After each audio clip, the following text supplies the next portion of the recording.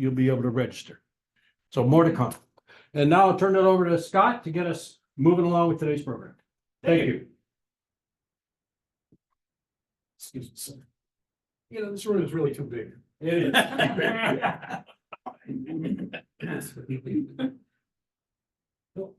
Well, our speaker today is a joy to have, Rex Smith, who's been a leading New York State journalist for 4 decades.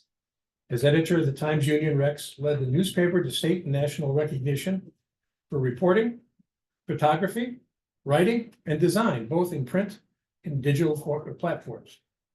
He's a past president of the New York State Associated Press Association and a Pulitzer Prize juror during his 25 years with Hearst. Rex holds an undergraduate degree cum laude from Trinity University in San Antonio and was awarded a master's degree with highest honors by Columbia University's Graduate School of Journalism, where he chairs the alumni board, and a lifelong musician. Rex now performs with the Albany Pro Musica, one of the Northeast's premier choral ensembles, and he currently serves as the board president for them. He's the host of the long-running public radio program called The Media Project on WAMC, and he writes and publishes a wry and illuminative Substack. I looked that up. I think it's right. I know it's right. I'm a subscriber. The Upstate American is what it's called. It's a weekly analysis of news and society. And there are a few handouts up there about the Substack as you leave the room. In his Substack, he has recently mused about Shakespeare, birds and bacon, lawns and loons, and the lessons of the rainforest.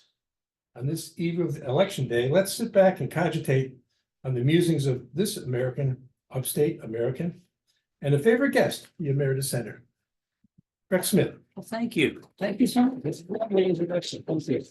I'm really, let me just see if I can be sure that I'm in the picture here. Hi. There we go. We got too many pictures on there. There's a whole lot of me here. You know, I have to say, as a fellow retiree, hearing the description of what's going to happen, the words that I heard were the president is going to come and tell us where the campus is. Yeah. No, You guys are not in that bad shape, really, are you?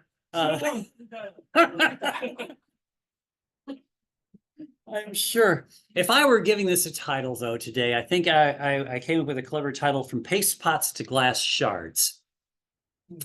How ethical journalism and effective democracy fell on hard times over the past half century.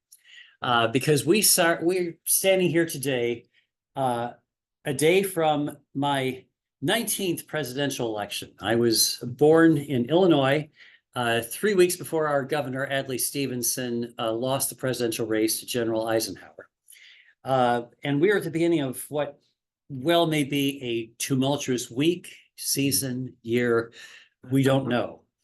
You know, it's typical for a candidate to claim that this is the most important election in our country's history, or in a generation at least, but that fact may be true this time because we've never before faced the real prospect that a president may be elected who has openly called for suspending the Constitution, has said that he wants to rule as a dictator, who's claimed that his political opponents are more dangerous than our foreign adversaries, who's threatened to use the National Guard or the military to round up people living in this country and to place them in holding camps before they're deported, and who's referred to the media as enemies of the people, and just yesterday said he'd like to see a gunshot go through the fake press.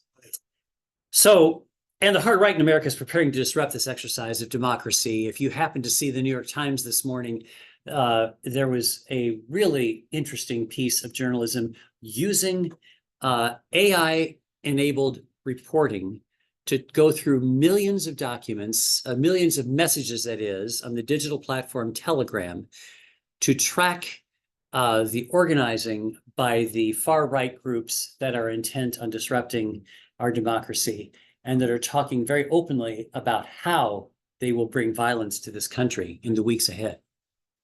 I think we're at a very dangerous point. And I want to talk a little bit about how we got here. My opinion is clear. I'm not a straight journalist anymore. I'm an opinion journalist. I have an opinion that I'm going to share with you. I'd like to say that this political crisis that we face has emerged from a series of events over the past half century that could not have happened if we hadn't at the same time experienced a real weakening of the legacy media and the standards that those news media enforced, and the emergence of a media ecosystem in that same time that targets individuals' personal biases with reinforcing information, whether it's true or not. That was, and a lot of it that is reinforcing these points of view, this media that is speaking to people to make them feel better because it makes them feel that they're smart because it's simply reinforcing what they believe. That is a significant issue. About a week ago, one of these newer digital media sites, Axios, which is a really fine bit of journalism, had a headline on a story about this. And the headline said, "The big media era is over." And it referred to this as the shards of glass election and news era. Shards of glass, meaning that the media messages are now being delivered in tiny fragments instead of through big newspapers. And I'll talk just a little bit about how that's why that is the case now, that even the major media outlets, the major news networks, the huge newspapers, the New York Times announced this morning that they have more than 11 million digital subscribers. It's an amazing thing. Notwithstanding that, that information often doesn't get to the majority of the people who are instead getting it from tiny fragmented sites of information, if they're getting anything at all. Now, I've been close to both of these developments. That is the fracturing of our political culture and the fragmentation of our media ecosystem as a journalist specializing in political coverage, both as a reporter before I became an editor, and then, of course, as the editor of the Capital Regions newspaper. And early in that time frame, I was a legislative aide and press secretary on Capitol Hill and a political advisor to candidates for Congress. So I look at this fearful moment through those prisms. And I have to say, this is, for many of us, this is a tragic development. I've always been interested in politics. I think I got captivated by a little "I like Ike" button from the 1956 campaign. And I remember my little hometown of Danville, Illinois, the 1960 campaign, I remember standing on the trunk of our Buick to watch Richard Nixon actually whistle stop through Illinois. He actually came into our downtown in the back of a train in those last weeks of the campaign. And it was an era when the high school cheerleaders adapted the high school fight song to support Nixon. Instead of "La-di-da, our Vikings are the best," it was "La-di-da, our Nixon is the best." But that was the way that I first got into politics. And then as the editor, of course, of the Maywood Roundup, my famous neighborhood newspaper, the Maywood Roundup, that was my introduction to journalism. The mainstream fact-based media, which is what I've worked in my whole life, it really came of age during World War II, when Americans needed access to honest information about what was going on with the troops and so on. In the 18th and 19th centuries, the American press was overtly and intentionally partisan. I used to be the editor of a little paper in Indiana called the Rensselaer Republican. Same family, by the way, as Rensselaer County, New York. And I now live in Rensselaer County. I was actually conceived in Rensselaer, Indiana.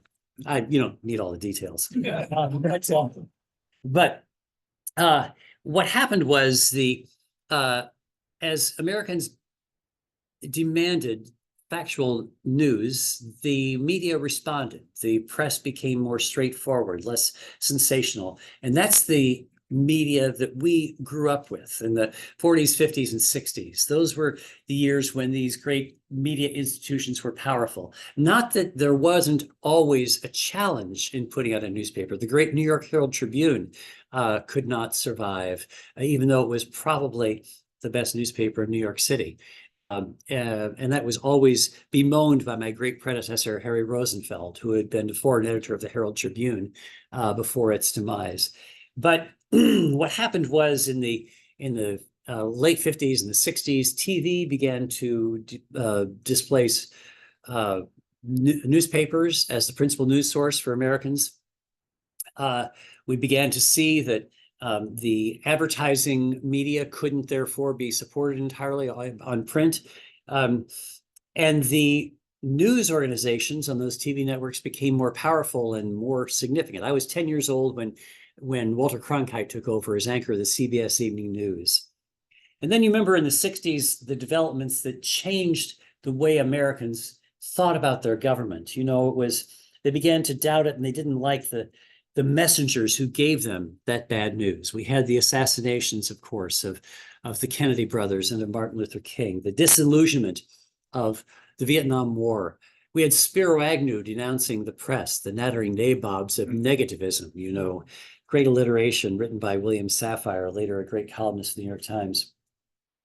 So this was a time when Americans began to doubt, of course, their own government. And think about that as a seed that began to create doubts among all Americans about whether our patriotism was well placed, whether maybe we were too blindly supportive of our government. At the same time, there were standards changing in the media such that we began to believe, and I'm already counting myself as we, even though I was still in school, but the reporters began to believe that their job was not just to parrot back what politicians said, but to hold them to account, to try to give people the truth of what was going on. My first reporting job was at the Rapid City Journal, and my family had moved to the Black Hills of South Dakota when I was 9 years old, and I got an internship after my freshman year in college. I learned to use one of those big 4x5 speed graphic press cameras, the kind that you see in all the old movies, the big pop, the flash bulbs, manufactured in Rochester, New York, actually by Graflex. And then the 70s were a remarkable time for the change in the society. June of 1971, when I was working in that newspaper job, the New York Times published the first installment of the Pentagon Papers, which gave us the truth of what had been going on in Vietnam, which had been held from our view. And that was a significant moment in the rise of accountability journalism and the bravery of the press to tell the true story of what was going on. And this came during the Nixon administration, where we already had seen the resignation of the vice president after it had been revealed that as a county executive and then governor of Maryland, he had actually accepted fat envelopes filled with cash. It's amazing. He pleaded nolo contendere. I got to college, in the 70s, and just to give you just a little bit of biographical background to understand where I came from, I was the coordinator of San Antonio Citizens for McGovern. He was my senator, George McGovern. I was from South Dakota. And so I started to create this organization, and the campaign kind of took off around us, because as we were emptying out this storefront, I don't know how I got the courage to rent a storefront, or where the money came from. I can't remember. But Fat envelope. yeah, fat envelope. Somehow we had enough donations to rent a storefront. And as we were cleaning it out and sweeping it, it was the night of the Wisconsin primary. And I remember David Brinkley on our little black and white TV saying, "I'd have to say that now George McGovern is the front runner for the Democratic presidential nomination." We cheered. We were astounded. How could this be? And what are we going to do now? But it was quite wonderful, actually. Texas being a caucus state, we were able to organize, and our 3 districts in San Antonio carried McGovern delegates to the state convention, where I met a bright young lawyer they sent from national headquarters. The only guy showing up in a 3-piece suit, his name was Clinton. You may have heard of him. And his buddy with him, Rick Stearns, became a federal judge in Massachusetts. So this was the context where I first really got engaged in politics on a local level, organizing in San Antonio. I was on a college choir tour. You mentioned that I've always been a singer. Our college group went behind the Iron Curtain 2 successive summers, and I was in Bucharest and picked up somebody's left behind copy of the International Herald Tribune. There was a little item saying that the Democratic National Headquarters had been burglarized. They weren't sure who had done it. So, you know, at that time, as I was studying journalism, here's what journalists learned: that we had to be fair. And if you report that the sky is blue, you'd better cite a source, because you can't say the sky is blue unless you've got a scientist telling you the sky is blue. And that if you have this person saying the sky is blue and this person says it's green, well, you have to be fair, right? Even if green is simply an outrageous idea. Now think about that, but that is still what a lot of people tend to believe. And that's why a lot of people who are supporters of Donald Trump are so mad at the media, because when you report the lies of Donald Trump, 30,000 lies during his 4 years in office, according to the fact checker of the Washington Post, Glenn Kessler, a terrific reporter, former colleague of mine at Newsday, does that column. 30,000 lies in 4 years. And actually, those who tabulate such things say that he's lying at a greater rate now than he did when he was in office. So that people get upset when you call out these lies, and they say, well, why aren't you calling out the lies of the Democrat? Well, she's not lying. And this is what I consistently heard as editor of the Times-Union over and over again. People would say, you're not being fair because you're pointing out this on this side. What about Hillary? And that, I think, incidentally, just as an aside, that's why the media behaved so badly, I think, during the 2016 race, by emphasizing her emails. Remember, what about her emails? As though this was a huge problem. It was because, I think, of this notion of having to have balance. If we're going to report this ridiculous stuff that Mr. Trump was saying, we had to report about the emails to be fair. The media have, I'll try to use the plural, the media have grown a lot, I think, over these years since 2016. There is less of that, what we would call false equivalence, but it remains a problem. And people in the audience still want to see that balance. And the people who are the partisans of Donald Trump are especially incensed that they believe that we are targeting him, when in fact, what he is doing is more newsworthy. And that's why it gets there. So we learned about sourcing and fairness, and I faced a big decision in the spring of '73. I was offered a singing job, 7 little shows a day at Six Flags Over Texas, wearing a little Western costume, or going to this little newspaper in Indiana. And I took the newspaper job. But it seemed to me that it was a good bet, because music jobs were iffy. And journalism, my goodness, 3/4 of American adults read a newspaper every day in the early 70s. 3/4 of Americans read a newspaper every day. So that moderate, unbiased news coverage, which in recent years has come to be called the view from nowhere, was the way that we did our stories. We were so neutral as to have no reality into it. The other thing that changed in the 70s, by the way, was this: the fairness doctrine was going on. It required, sort of on the one hand and the other hand, in any broadcast news outlet, if you had any public information that was being distributed, any matter of public controversy, if you said this, then you had to have that. Now, that's different from the equal time provision. The FCC still requires broadcasters, because the broadcast frequencies are considered a scarce resource. They regulate it. The equal time provision is still kicked in because, for example, NBC gave 90 seconds of airtime to Kamala Harris on Saturday Night Live on Saturday. Donald Trump got 90 seconds of airtime on NBC's broadcast of a NASCAR race yesterday. So just so you know, there is still this interesting approach. But the fairness doctrine was much more from the time that the FCC was created in 1927 until actually the late 80s.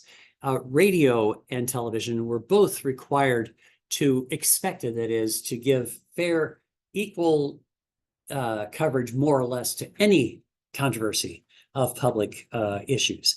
So that was also enforcing this sort of false equivalence that journalists had. But in 1970s, I guess, the new journalism emerged. Tom Wolfe actually was the one who called it the new journalism.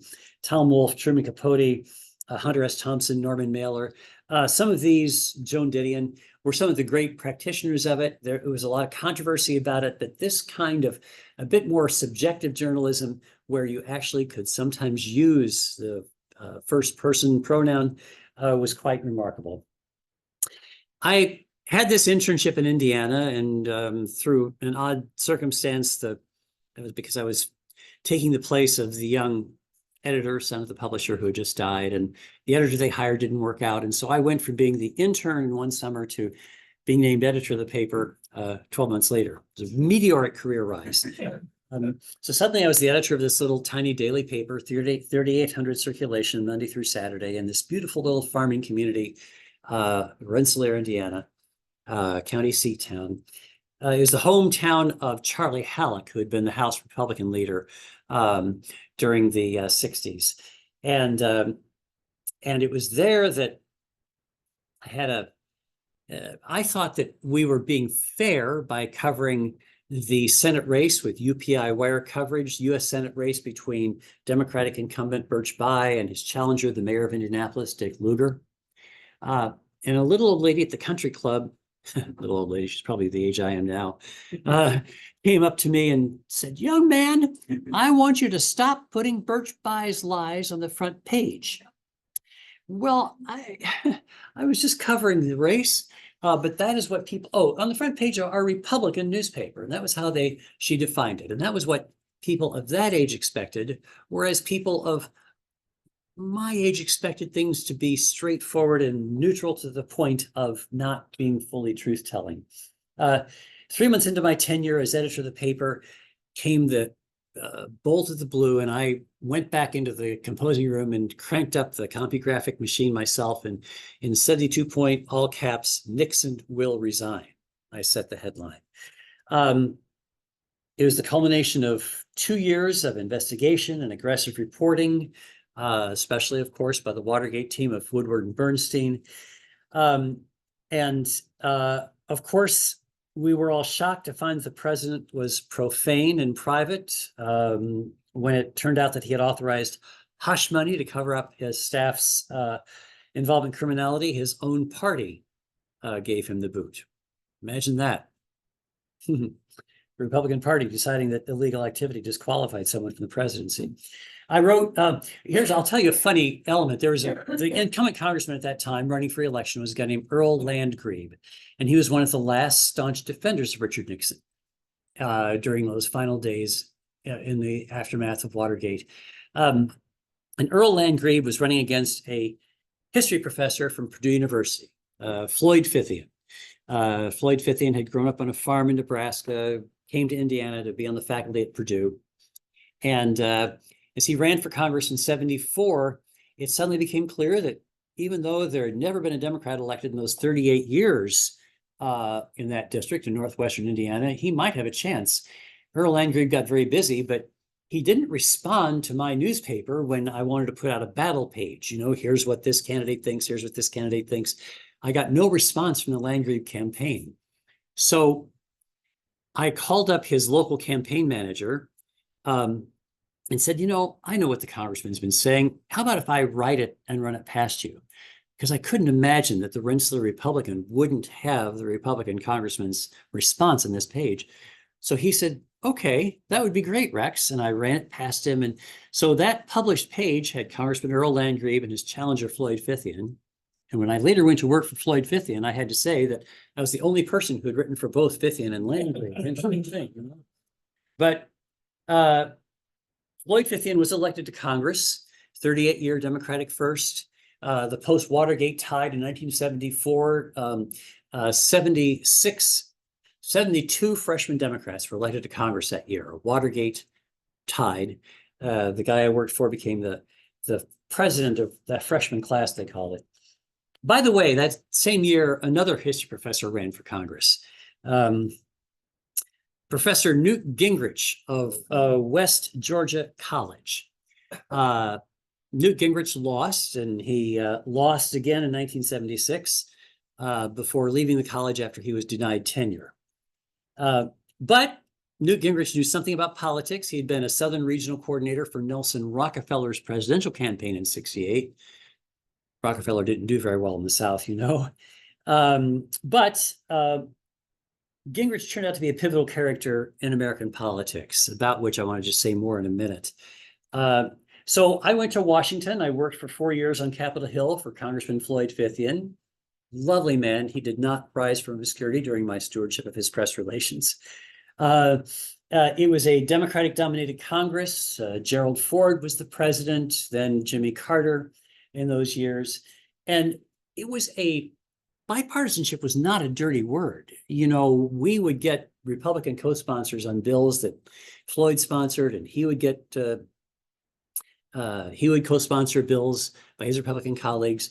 The next district over from this Lafayette district was represented, the Kokomo district was represented by a Republican named Elwood Hillis, Bud Hillis. And Bud Hillis was a pilot.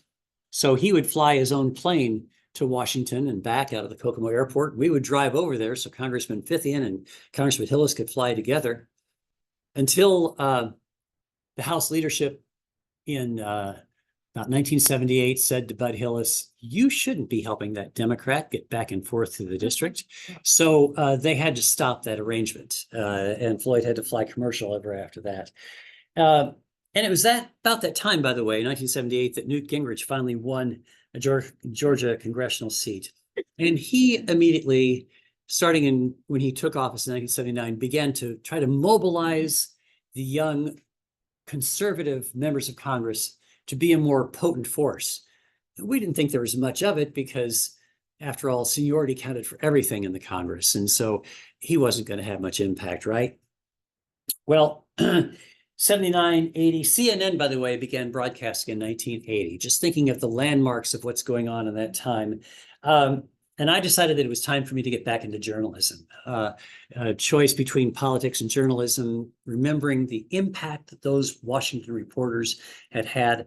I want to get back to journalism, but after you've worked in politics, you know, you're suspect in journalism. So I went back to Columbia to get a master's degree. One of my colleagues at Newsday later referred to it as reform school for me. Cleansed me of my unrighteousness of having been in politics. But there was this idealism among all of us who were young journalists in those days that we could give power to citizens. We could rein in the government's excessive excesses and its corruption. And newspapers were the main source of news in a society. Broadcasters, of course, always followed what newspapers did. This is one of the great problems of the demise of newspapers. The TV stations don't know what the news is. So so it seemed to me that we were indisputable, that it was indisputable that we were permanent and important in society. And they were rich and powerful. In Buffalo, for example, the Buffalo News, owned by Warren Buffett, that newspaper regularly sent 40% of its annual profits to Omaha. Imagine a 40% profit margin. That's how great these newspapers were, how much money there was. I came out of Columbia after a year and got hired by the Long Island newspaper, Newsday, a big, rich newspaper, so rich that I rarely paid for my own lunch because we were supposed to be sourcing. I was taking people out to lunch and buying them coffee and drinks at night who were people who were my sources for the stories I was working on. That was how we operated. When I started to do a story about the rise of the Salvadoran immigrant community on Long Island during the Salvadoran Civil War, and my editor said, "Why don't you go down to where they come from?" Because I found that, these are the migration patterns into the United States. Somebody comes from a community and then his buddy comes and somebody else comes. And so pretty soon there were whole communities of young men in particular from El Salvador on Long Island, the third largest Salvadoran community in America. So the paper was rich enough to just send me down there so that I could report then the route through El Salvador and Guatemala and up across the Rio Grande into the Safe House and the just across the border, Casa Oscar Romero. And we were rich and we were powerful and we had a great impact. Newspapers were expanding, creating new sections. New York Newsday was created, which quickly developed 200,000 circulation in the city, positioning itself in the market between the New York Times and the New York Daily News, hiring great journalists like Murray Kempton and Sid Shanberg and Jimmy Breslin.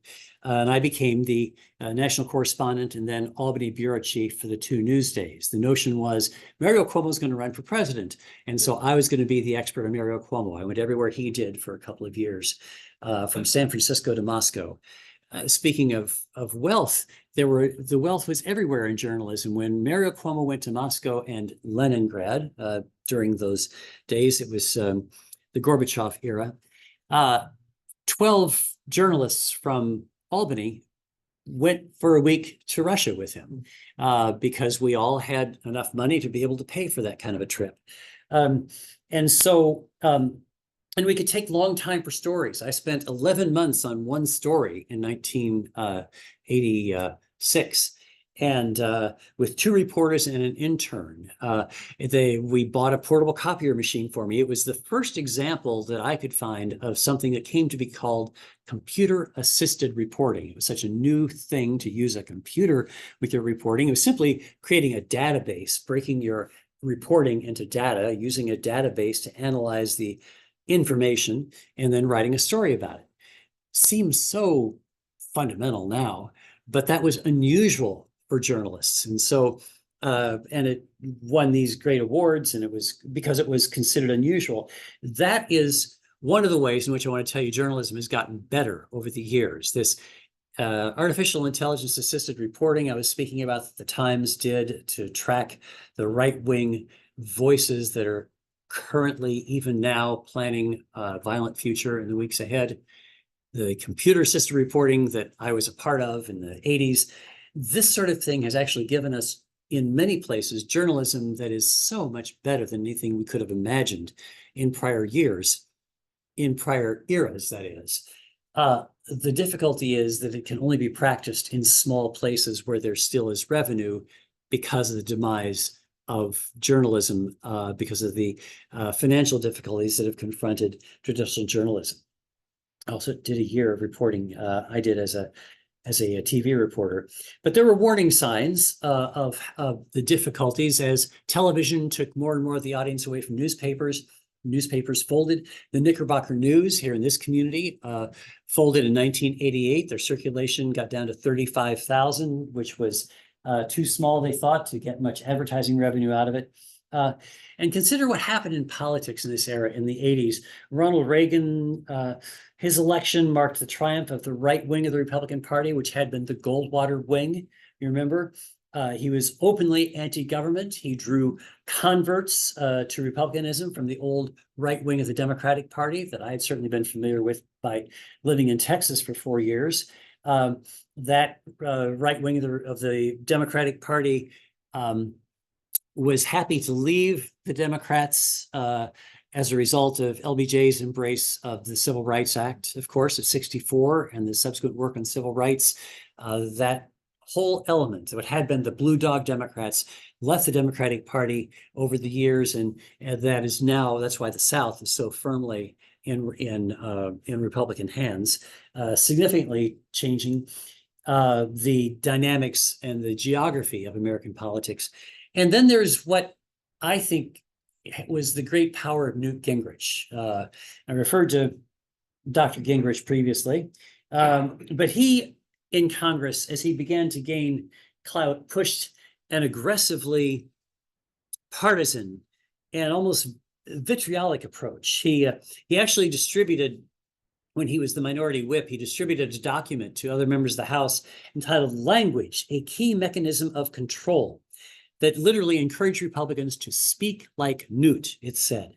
So it contained a list of contrasting words with negative connotations that would they apply to Democrats, words like radical, sick, and traitors, and then what they called optimistic, positive governing words, such as opportunity, courage, and principled. So this was actually instructed.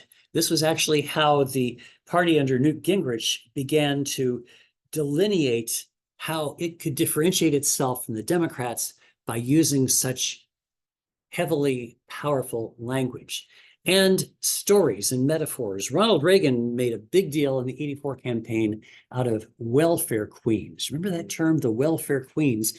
There was a woman apparently who drove a Cadillac and drew a welfare check of some kind. One of the networks did a story about her, and Ronald Reagan capitalized upon this, and it became what we would today call a meme. I mean, it was something that everybody was thinking about, the welfare queens. Allegedly, this was all over the place, people getting rich on welfare. And I challenge anyone to look at even today's welfare grants and imagine how a person could get rich.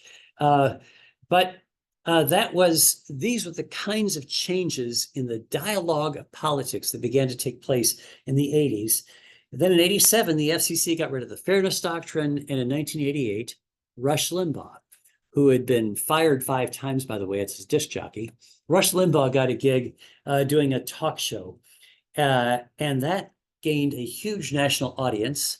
The network that aired him didn't feel any need to put on another side because the Fairness Doctrine was gone, and it was tremendously popular. He got into 650 radio stations across the country.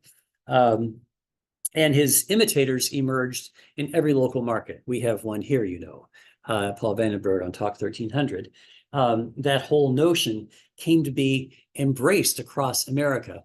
And talk radio was, for many years, the most powerful medium for political conversation in the country, significantly driving the dialogue further to the right.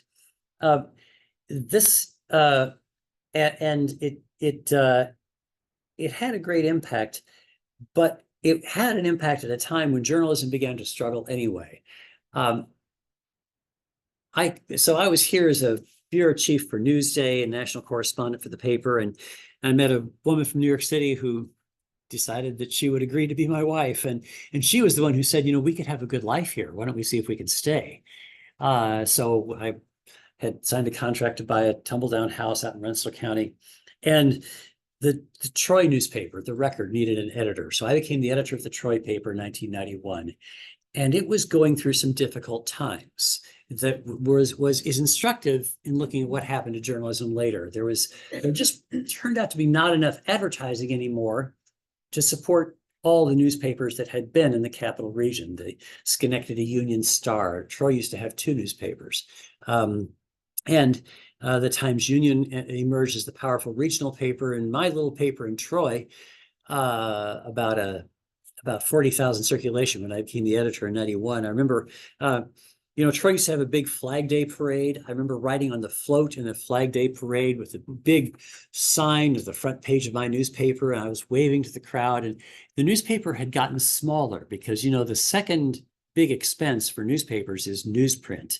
After staff, of course, the salaries are the biggest, but it costs a lot to have newsprint. So to save money, the chain that owned the Times, the Troy Record, decided that we should make the paper smaller. And, people don't like a little flimsy newspaper. So as I'm tossing candy out at the crowd, people were yelling, if you can fit it under the door, don't bother. If it gets any thinner, my parakeet won't be able to pee on it. Lovely. Thank you very much. But during those early years of the '90s, I was introduced for the first time to this thing called a website. The editor of the paper in Westchester, the Journal, now called the Journal News, was the guy, Ken Paulson. He eventually became the editor of USA Today. He showed me this thing at a conference, and I could not figure out, why would somebody want to go to their computer to find out what's going on when they could pick up a magazine or a newspaper and find out? Why would you go to the trouble of firing up your computer and all this? I didn't understand really what website was about. I arrived as the managing editor for news at the Times-Union, the number 2 position in the newsroom, in '95, and in '96, the then editor of the Times-Union, a guy named Jeff Cohen, thought that we all needed to become more familiar with the web. So he asked everybody in the newsroom to submit a memo to him explaining what was their favorite website and why. I didn't know what to say. So I went to the guy who was the head of what we then called the Electric Times Union. I said, Dean, what's my favorite website? He said, well, New York Times has a good website. So I did that. I mean, that's how little we understood in the mid-90s about what was about to hit us. We didn't really know. The Times Union had created this thing and gave it the brand Electric TU, which didn't categorize what it really was. That was really a significant development that we began. That then you think of how fast things began to happen in the digital world. Craig Newmark, computer programmer out in San Francisco, created this thing in '95 that came to be known as Craigslist. That killed newspaper classifieds, of course. The classified section used to just be outrageous revenue for newspapers. You know, when I first went to Times Union, the newspaper was so rich that there was a guy who would fill my car with gas twice a week and wash it and change the oil for me. Amazing. Needless to say, that didn't last. But Google really took off in 1988. But the term even was something new, search engine. What does that mean? But that, of course, redefined our relationship with news, because then you didn't have to wait for the newspaper to come to you. If you wanted to know something, you could simply Google it. You could find out for yourself. And it was a great development because it put information gathering into all of our hands. So it was a great democratization of information.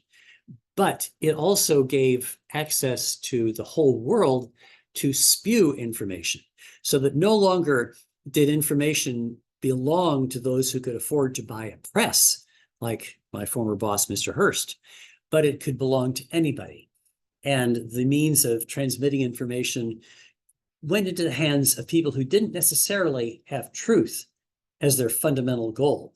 And I will defend always the value of the kind of journalism that I was trained to do. And I will tell you that by our tradition and by the professional standards that we followed, we worked very hard to give people a true picture of what was going on. But I will say that that is not the case nowadays with so much of the information that gets out there. Early in my time at the Times Union, I went to a journalism think tank in Florida, in St. Petersburg, called the Poynter Institute, where they were developing a new code of ethics for journalism. And there are 4 major tenets of this code of ethics. And I had them, when I became editor, I had them painted on the walls of the main conference room at the Times Union. And the first one, I think, is really instructive to consider. The first tenet of the journalism code of ethics is seek the truth and report it fully. And it doesn't say give people on the one hand this and on the other hand that. It says seek the truth. And so if you are covering someone who does not speak the truth, your job as a journalist is to explain to readers the truth. My best example was when George Pataki became governor. You know, I don't use this example, by the way, with groups that are not our age, because a younger audience, when I say George Pataki, is going to go, what? But George Pataki became governor. And I remember he went the fall after he was elected, he went up to the business council meeting at the Sagamore and was speaking. And he said that, so he was 9 months in his term as governor, and he was talking about how he had turned around the economy of New York State.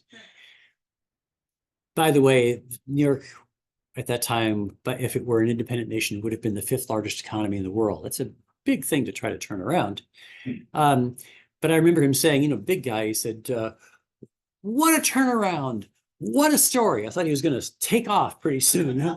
But what a turnaround, what a story. We had a reporter there covering it. I was there to moderate a panel. And the next day, yes, the governor was quoted as saying that. So that story was true, right? That's what the governor said. But it bothered me because I thought, how could he have turned around the economy of New York State, and what needed turning around? At that time, I was the managing editor, the #2 job, and the editor didn't want to do a story looking at whether that was true. Eventually, we did. So that eventually we did a story looking at the first 2 years of the Pataki administration and the last 2 years of the Cuomo administration. And we were very conscientious about how we measured the strength of the economy. We went to these different econometric consulting firms, some who had contracts with Republican legislatures, some who worked for Democrats. We found 7 key indices by which you could judge the economy of the state: housing starts, non-farm income. I can't remember all of them. Maybe even auto sales might have been one. And we found that on 5 of the 7 measures, the economy had been stronger, in fact, under Mario Cuomo than it was in the first 2 years of Pataki. So, which was true? If a reporter's job is to tell the truth, is it what a turnaround, or was it the economy actually contracted in the era of Pataki? And that, I think, is one of the dilemmas that journalists began to grapple with. How do you tell the truth? And how do you make people understand that you're telling the truth? You're not just picking apart somebody.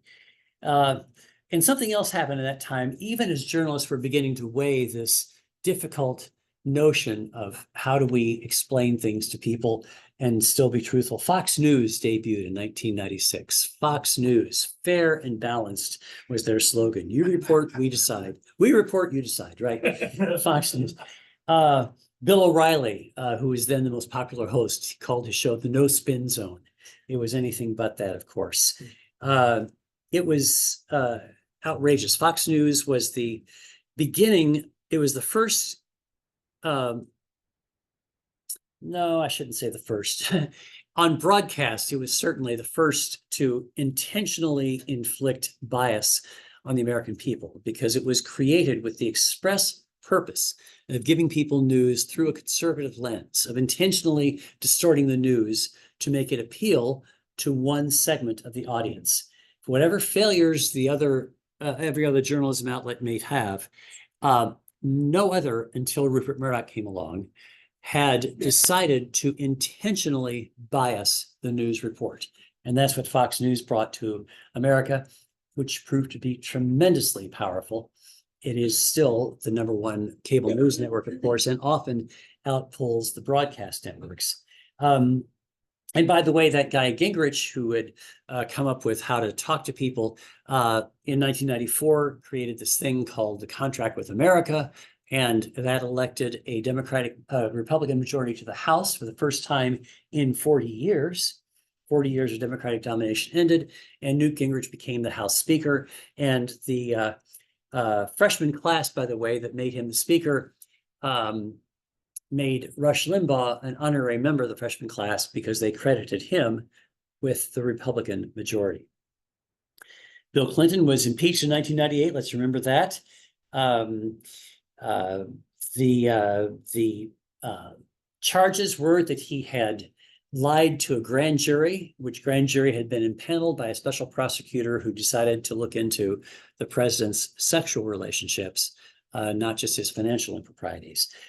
So the Republican-led House impeached him because they said Bill Clinton had debased the presidency. So in 2002, when I became the editor of the Times-Union, our staff was about almost 150 journalists. We sold about 150,000 papers every Sunday, about 100,000 daily. Just in context, that made us about the 100th largest newspaper in the country. Now, if a newspaper sells 150,000 newspapers, they would be about number 8 as opposed to number 100 in the country. My staff of 150 now at the Times-Union is now about 60, and it covers a much broader area. The Times-Union even covers Poughkeepsie, for example, and the Adirondacks, and is about as thick as the newspaper was in Troy when the people were yelling at me in the parade. There's this a lot of financial power still.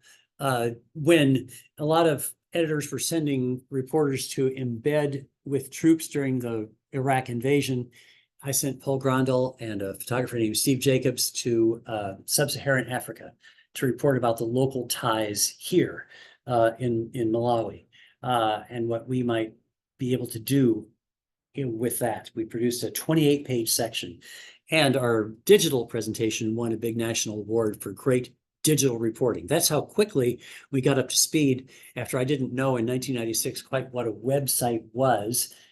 By 2003, we were really producing fine digital reporting.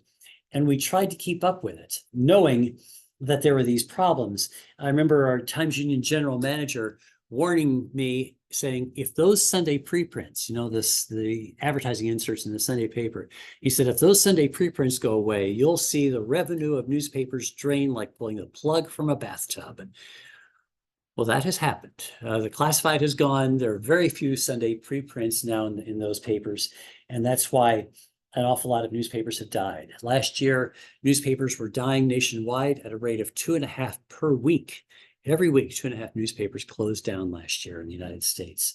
Today, Google and Facebook alone take half of all the digital ad revenue that is spent in the country.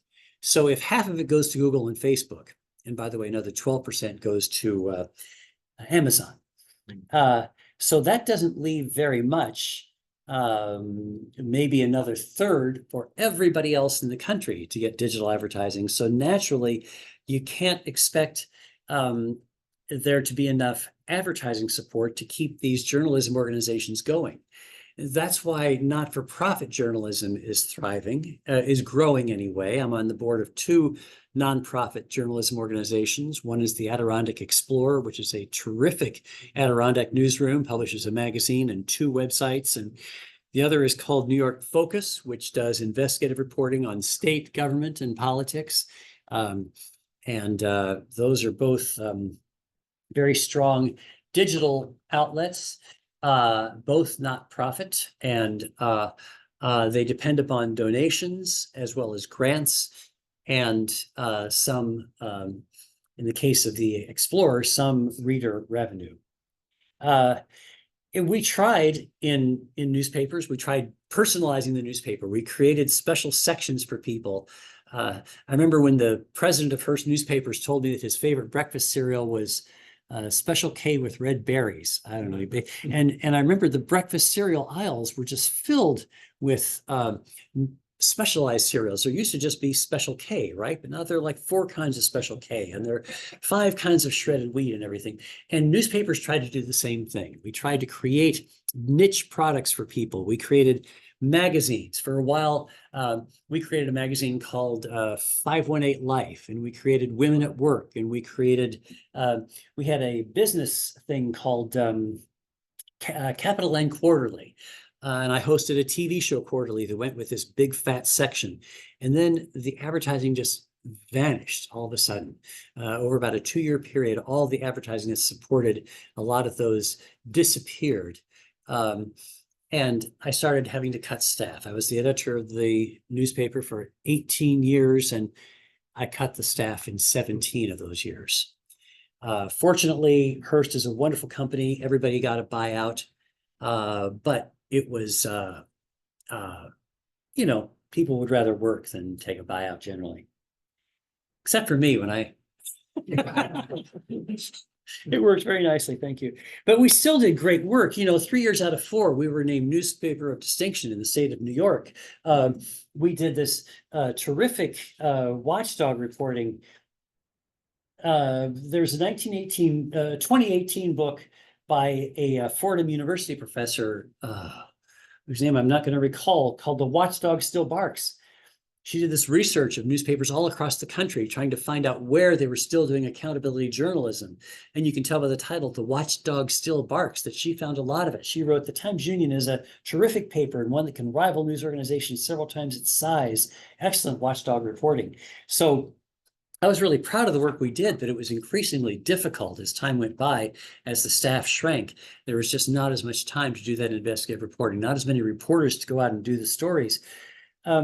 And during this time, also a lot was going on in politics, and it was much more overtly partisan. I do think that impact of Newt Gingrich and the success of the harshly partisan campaigns that were being run by some political operatives had a significant impact. And one of those, for example, is on immigration.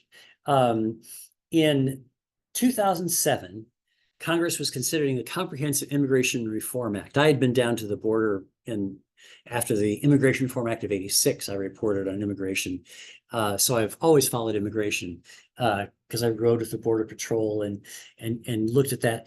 So in 2007, this bill would have, in 2007, that's during the George W. Bush administration, it would have built 300 miles of vehicle barriers along the Mexican border. That's the wall. It would have hired 20,000 border agents, 15 camera and radar towers, and it also would have made it easier for people who have been living in this country for years without documents who have made a path to citizenship, the so-called dreamers, among others. The bill had strong bipartisan support, but talk radio went wall to wall attacking it, and it died. And the talk radio hosts took credit. Trent Lott, who is then the Republican leader of the Senate, said, talk radio is running America. We have to do something about that problem. We didn't, and immigration remains, of course, it was a potent issue when Donald Trump came down his golden escalator in 2015. It remains an issue today because, once again, a bipartisan immigration reform bill was killed this year, and immigration is the wedge issue that could well decide this election. And I would say if Kamala Harris loses this election, when the votes are ultimately counted, whoever knows when that will be, I would say it will be because of the border passions that have been brewing for these many years. So I gave up the editorship 3 weeks before the lockdown began, the COVID lockdown. Great timing. My successor is 15 years younger than I am. He could run the newsroom from his attic. I could not. But I just want to talk for just a second, and then we'll open it for conversation. I want to talk about the new media ecosystem. The mainstream media's capacity to shape the national narrative, to define what is true and what is not, has been shattered. How and where America gets its information, how we figure out what it is that we believe, is now coming from scores of places, from partisan podcasts, from Instagram influencers. You know, Donald Trump went on this podcast last week called the Joe Rogan podcast, very popular with young men. He got more people's attention from that single podcast than he would have from a dozen appearances on all 3 cable channels combined. 100 million. 100 million. Amazing. Isn't that something? Kamala Harris. And by the way, if he had gone on those 3 cable newscasts, the median ages of those range from 67 to 71. So I'm sorry, we're not relevant. Kamala Harris went on. I never heard of Call Her Daddy. 1 million. Okay. 1 million views. Is that all? 1 million. That's not very many, but it's all young women and people who may not have otherwise voted. So this is where information is being imparted. And a lot of it, of course, we know a lot of the bits of electronic information that come to us are coming from foreign countries, from unsavory actors. They are being fed into the streams and they're being adopted. I had a high school friend on Facebook, friend I haven't seen in 60 years, but still a friend who passed along this ridiculous story about somebody who is a woman who is from Ukraine, who was just back from being in Ukraine, and how mad the people of Ukraine are that Zelensky, their prime minister, was allowing this war to go on. He really shouldn't keep this war going. Zelensky is just being selfish about this. Well, that is Russian propaganda. And I pointed this out to my friend that this is the talking point of Russia, friend in the sense that Facebook calls it a friend. And he wrote, "It was posted by a friend of a friend, so I tend to believe it." Great. So the question is, where are people going to get their news? And are Americans even going to be paying attention to news? And I wonder what kind of a society we can have when we don't have a shared narrative, when we don't have any sense that we all even believe that what we see is true. It's hard to imagine how a government can function when we have not only a diffuse, a population with multiple points of view, but even with a different sense of what constitutes truth. I worry that we are soon going to find ourselves at odds with each other simply because we don't speak the same language. So this is where I think we are. TV news is dying. Actually, TV overall is. It's all shifting away from over the air to being on demand. And so there will no longer be newscasts coming at a certain hour that people will turn into. They will tune on to newscasts that sort of simulate the amygdala. They get people thinking of what it is that makes them feel good. And those will be, that will be how people get their information. Now, legacy news organizations can still do major stories. Investigations will still be done by these big news outlets that still make money, like the New York Times. But day in and day out, an awful lot of what goes on is going to be missed. There's nobody anymore covering, for example, the City Council of Cohoes. There's the newspaper in Glens Falls. Used to be a wonderful little newspaper, the Post-Star. There are 3 journalists up there now trying to cover that whole area. My newspaper, The Record, which I was the editor of in the early 90s, I had a newsroom staff of 38. I thought it was too small for what we were trying to do. The Troy Record editorial staff is now 5. So what are we going to do to try to be a watchdog? Studies have shown that that taxes are lower in communities where there is good journalism.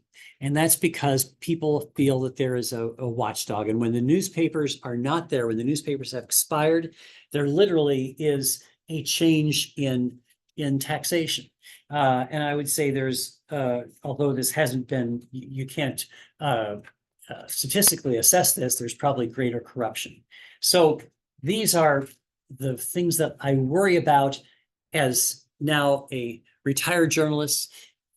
As the alumni board chair at Columbia Journalism School, which I always say the world's greatest journalism school, is I get a chance to speak every year to the graduates. And what I always tell them is that they will shame their alma mater, not by taking a job as I did for a while, working for a politician, not by deciding they want to work for a public relations firm or something else, only if they decide that they're not going to bother with that fundamental imperative to seek the truth and report it fully. And I believe that the problem is that we now have generations coming who don't recognize or care about the truth, and there's no one there to tell them. So it can only come from the ground up, but I can't help but believe that this devolution of the media and the devolution of our political system have coincided to create really a crisis situation for us that we may well see playing out beginning this week. So here we are, folks. Good luck all.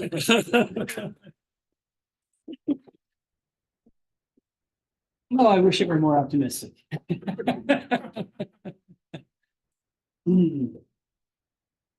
So if there's anything else, if you want to say or question or talk about, yes, right back here. Hi. Hi, retired librarian here. Thank you for your service. I used it when I was an intern at the Rapid City Journal. I swore I was the only reporter that summer who ever ventured into the Rapid City Public Library, a Carnegie Library. You know, I couldn't figure out where are these guys finding things out if they don't. Anyway, read. Right.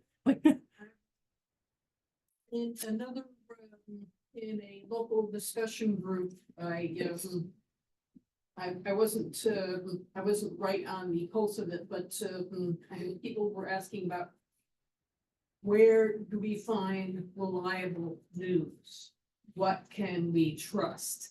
And I wasn't on that side of the room to pursue the topic, but I remember there was a media map and media bias fact check, I think was the site. Right. I think there were a few others. Map of the political spectrum. Right, Places like, Occupy Democrats. right. Way over here. And the, whatever Yeah. Alex Jones's thing was. On Yeah, the other side. right. And faux news on that side and, other people. Uh-huh. My thing is, if only we could get that sort of thing plastered all over all over newspapers, all over the web. How could we do it? It might, one of those little things. It might, To, help it might, but the give problem people- is, would people believe it though, do you think? Exactly. Yeah. Will they- Fact check the fact check. Yeah, Yeah. it's tough. I've tried this with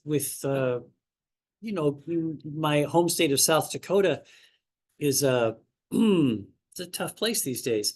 And so with a friend on Facebook, about 5 years ago, he was something completely outrageous. And I said, no, just check out this, what you've written is not true. Here's the word from Snopes. Snopes is a fact check. And he just wrote back and said, left-wing mouthpiece. And I thought, oh, yeah. When the truth is, just everything that is the truth telling is, and I feel that way about, I understand the opinion pages of the New York Times are liberal, but the news reporting is honest. It's straightforward. It's true. And the same thing is true of these other great news organizations, the Washington Post. But yes, people have to pay for them. That's the problem. You can get a lot of free information that's worth what you pay for it. So I worry that people won't buy it if it says that. Yeah. I'm glad to hear you talk a lot about the fair and balanced thing. I think that's really bothered me for a long time. Mhm. But off the topic a little bit, could you tell us what you think of the Washington Post and the LA Times not coming out with an endorsement? Yeah. Because Yeah, the Washington Post, the LA Times, and there are others, USA Today and the whole USA Today network, which is the largest chain in America.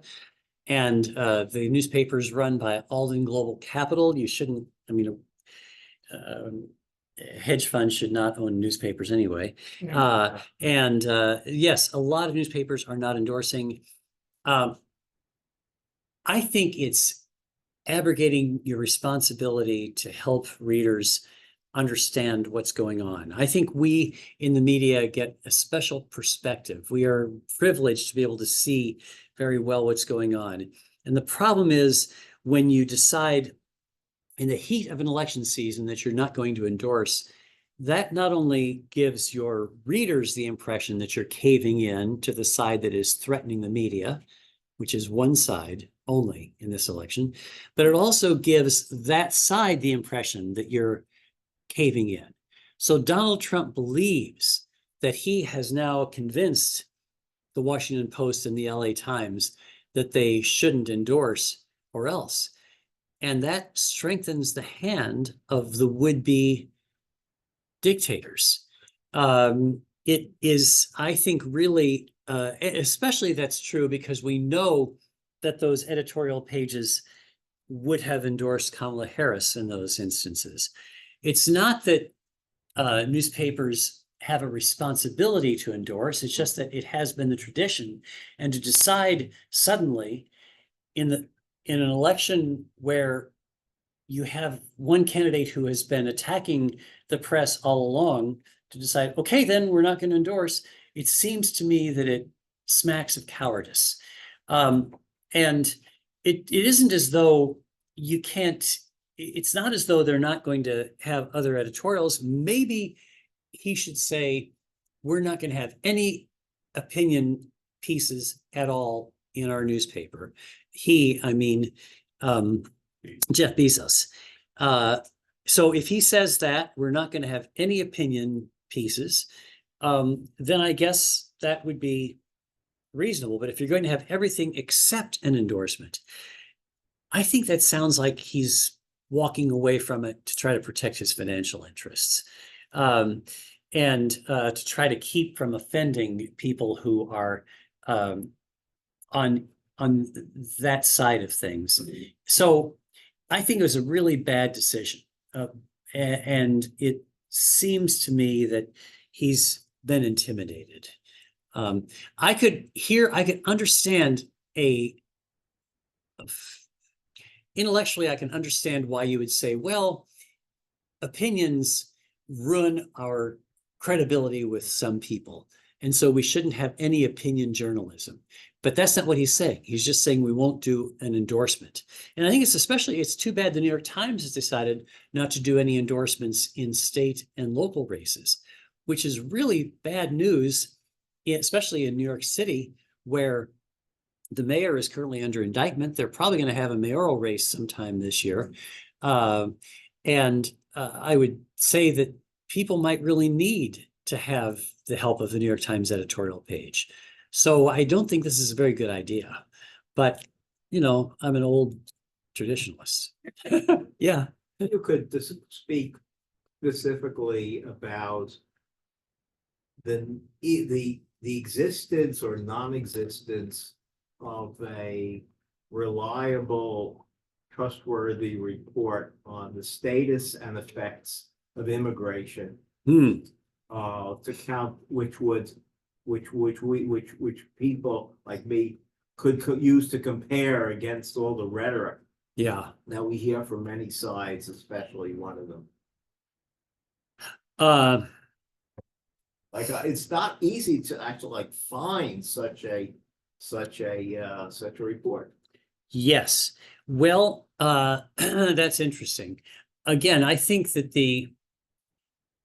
it's behind a paywall. That's the problem. I think that if you go to the mainstream, I'm going to sound like I'm an apologist for my line, but I really believe that the legacy media have done a good job of this over the years, and especially in recent months.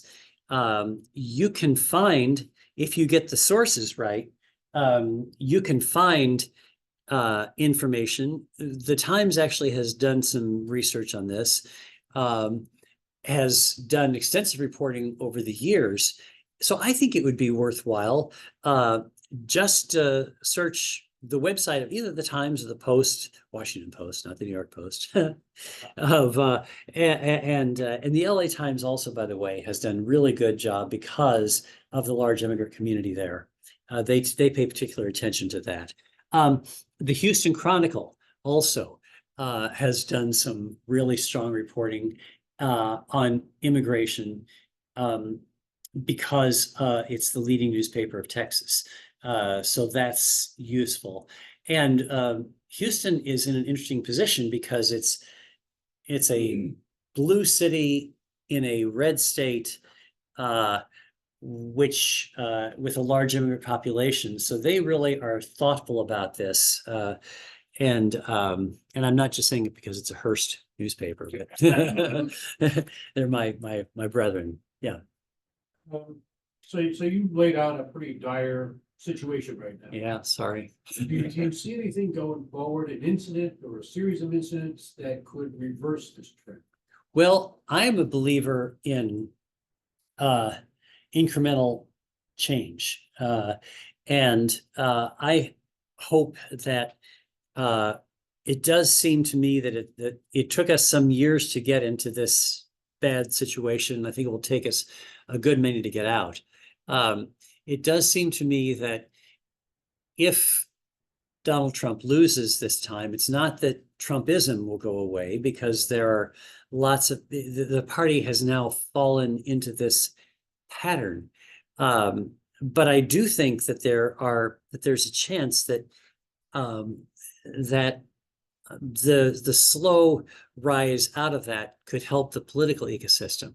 The information ecosystem requires continued support, I think, on the nonprofit side, a continued generosity by philanthropists to support good journalism. And I don't know how we're going to I can't foresee how we're going to get good local coverage back. Nothing is going to replace, you know, the Newark Star Ledger just announced that it was going to stop printing a print newspaper. The Sunday Newark paper used to be that fat. It had 60 sections. Newark was a really terrific paper. I just about went there before I became the editor of the Times Union. I was thinking, oh, they're never going to give me this job. And they had offered me an assistant managing editor's role in Newark. And so I looked it's a great paper. And I'm just so sad what's happened there, because New Jersey is an important and powerful state. And that's the major news organization. They have a good website still, but a fraction of the staff. And so you can't replace those, and all the little local communities where the Star Ledger used to have reporters, now there are none.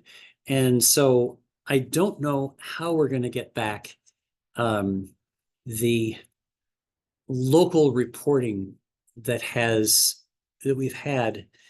I think that will be spotty, let's say. Yeah.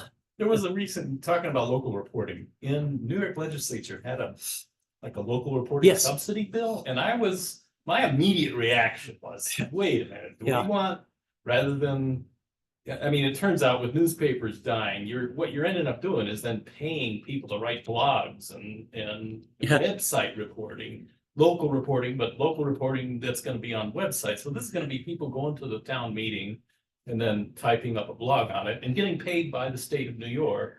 But I guess I'm just curious what your attitude about government subsidies of Well, local reporting is, and do you worry about a conflict of interest there, or yeah, definitely. I mean, do you favor that act? Yeah, Remember that act? Did it well, I fail? remember Did the it act. pass? Yeah, I don't think it's quite like that money is primarily going to go actually to It newspapers. was on Times Union, but that. Well, I guess it could. They could get the Times Union could get probably one half of a reporter's salary out of it, a little tiny bit.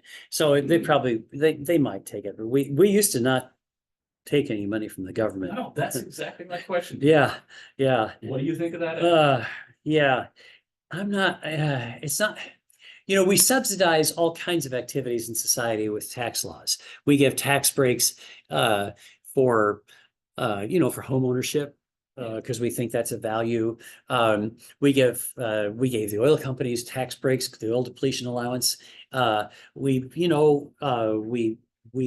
So it seems to me that if we believe that fair information is something that's important, it is actually a forgiving of the payroll tax for a certain percentage, up to $100,000, I think, per organization. So it seems like a small amount.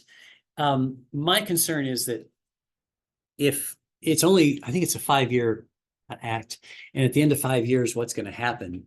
I don't think it can last. Is basically, I don't think it's a good idea. It's a Band-Aid. Band-Aid on it. Yeah, it is. And the primary problem is it's going to go, and here I spent my whole career working in for-profit newsrooms.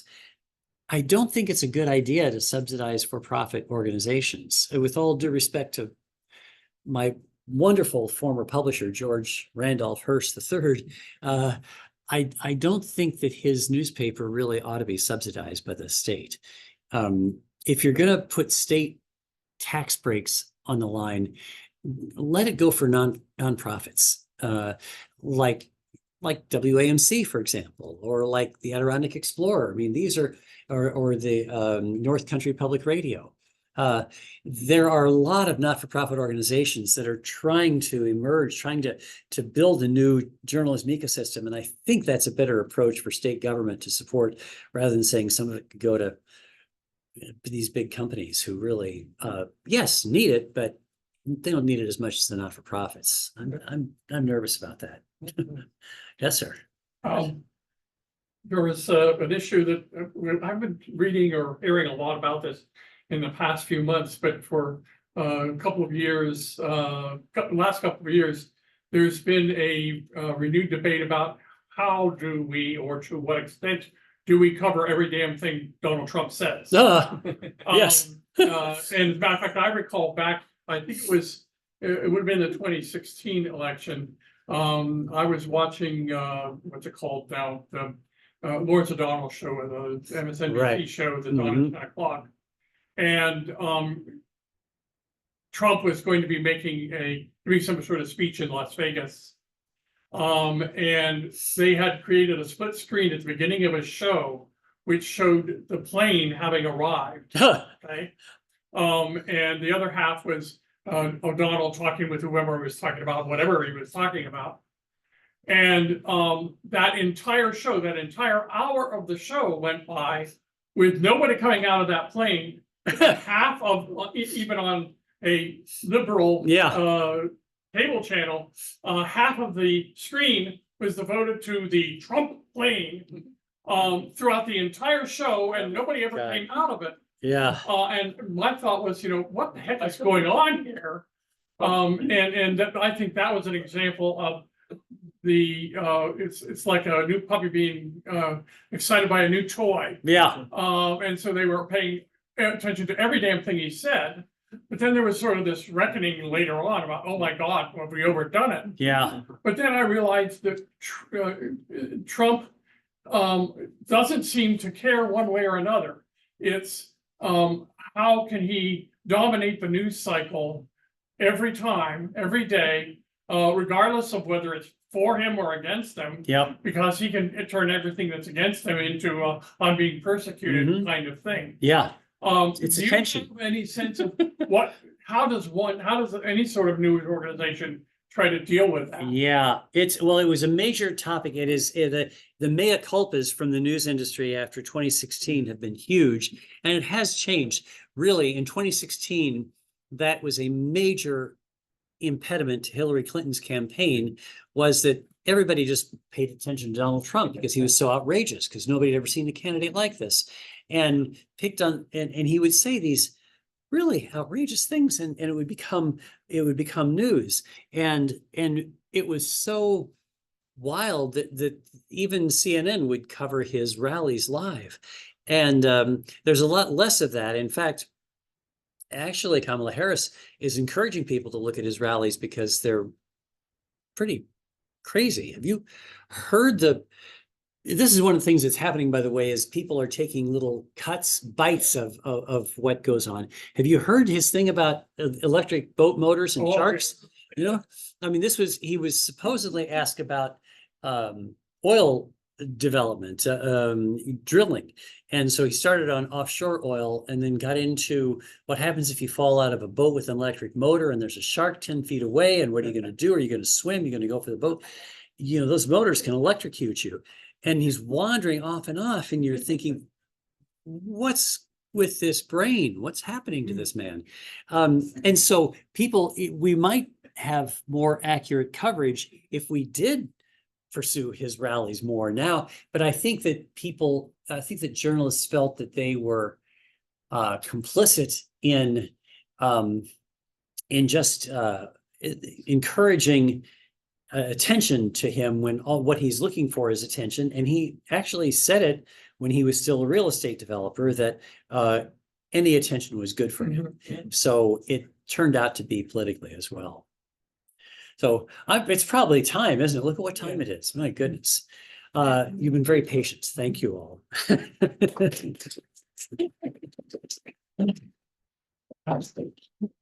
But I ask you, would you like to say anything about Albany Pro Musica? I would love to say that. Thank you. This gentleman has dahlias to replant. My wife has me. Keeping She him said, away from when I get home, I've got to dig up the dahlia bed. And I'll be his fact check. Yeah, I'm just gonna do that.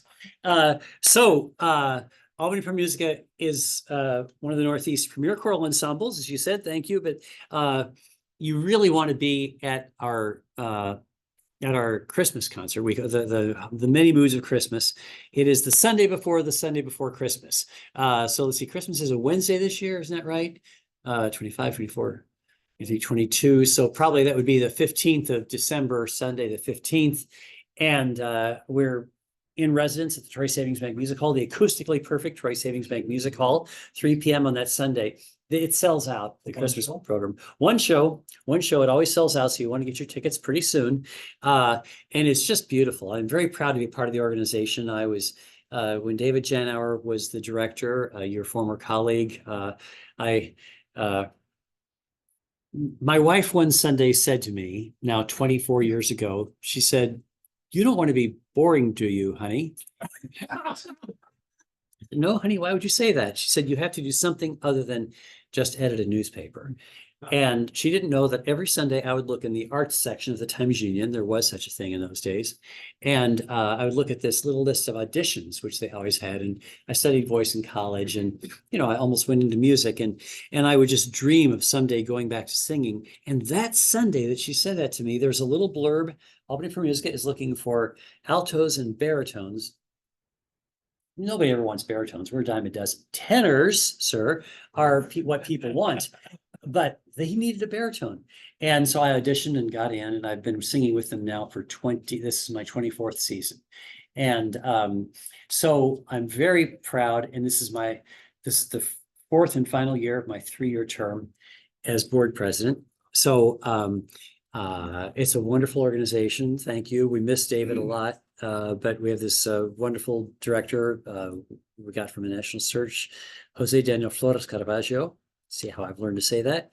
And we rehearse in here on campus every Tuesday night. And by the way, our every year we give an award for the it's called the Hitchcock Award, because Karen Hitchcock was our board president when we drew Jose Daniel as our maestro. And the Hitchcock Award every year honors those who have done the most to promote choral music.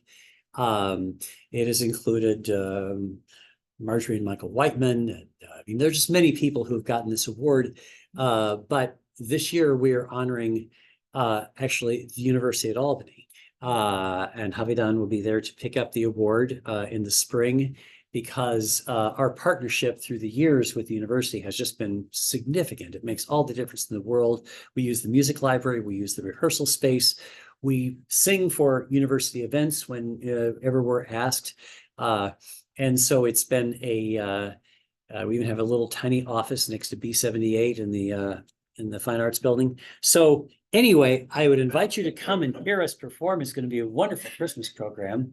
And then there are 2 more concerts this season, including one in April called Considering Matthew Shepard, an amazing contemporary oratorio about Matthew Shepard, who, you know, a young gay man who was killed in Montana 15 years ago. So there are going to be a lot of community events associated with that. So thank you for asking for the plug. There you go. Come hear us sing. It'll be great. Thank you again. Yes, sir.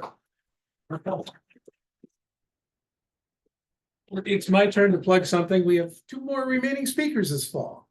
On November the 18th, we're going to welcome Dr. Michelle Grimm, the Dean of the College of Nanotechnology, Science, and Engineering. And she'll be speaking on macro and nano-sized changes in that particular college. And maybe a little peek inside the newest, oldest campus facility downtown. And on December the 2nd, Dr. Nick Bazil, Director of the State Weather Support for New York Emergency Management Sector, will be speaking on UAlbany's State Weather Risk Communication Center, the Center for Excellence in Weather and Climatic Analytics, and a glimpse into the New York State Measurement System on the UAlbany campus. Thanks for being here today. Thank you. Be safe, breathe deeply. And we'll all meet together again soon. Excellent.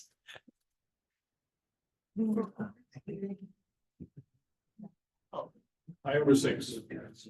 Yeah, my favorite verse of scripture is this too shall pass.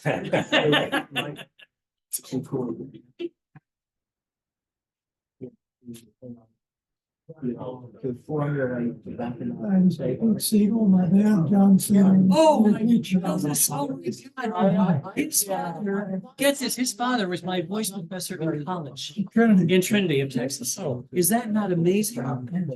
So I was just down at Trinity. Last week was my 50th college award. So, and so what did you teach? In the School of Business here. Yeah, I'm inherited no musical talent. So I was just with some of his students.